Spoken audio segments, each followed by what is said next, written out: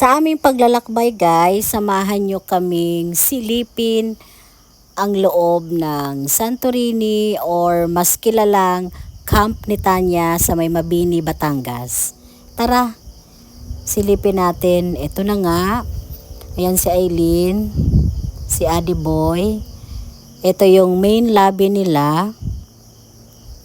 At ang very quick lang talaga to guys ha. Very quick na walk-in lunch ang gagawin namin dito. Since under repair yung restaurant nila, ang sabi sa amin, doon kami pupunta sa may Pavilion Basement 2. Tapos hanggang doon lang daw kami.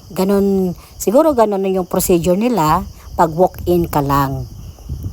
So ayan, tingnan natin doon sa may unahan kung ano yung meron doon. Ito na nga. Ayun, ang ganda ng lobby nila. At dito tayo. Tingnan natin kung ano yung makikita natin sa may veranda. 'Di ba? Lakas makasosyal. Veranda. At eto na nga guys. Wow. Ito yung pool. 'Di ba? Sa Facebook lang natin yan makikita. Ngayon, naaapakan na natin yung building nila.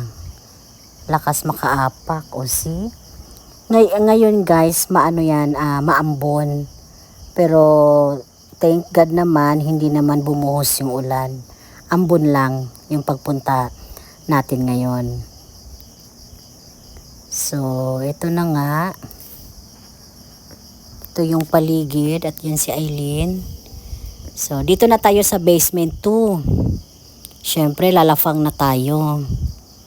Dahil yun lang naman talaga yung pinakasadya namin dito is mag-lunch sa Santorini or mas kilalang Camp Netanya. Diba ang cute? Ito na, wait lang. Kasi kakain na tayo. Ito na nga si Adi Boy, oh. Sinisilip niya kung baka maubos na daw kasi yung tubig ng pool. Ayan. Ito yung restaurant nila sa basement 2. Yan, o diba? Pagpasok ko, akala ko may kasalan. Char. Yan. So, kasi nga under repair pa yung ano nila. Yung sa restaurant. Sobrang very quick lang talaga yan guys ha. Kaya ito lang muna ang mapapakita namin sa inyo. Gawa ng walk-in lang kami. Thank you guys. Bye.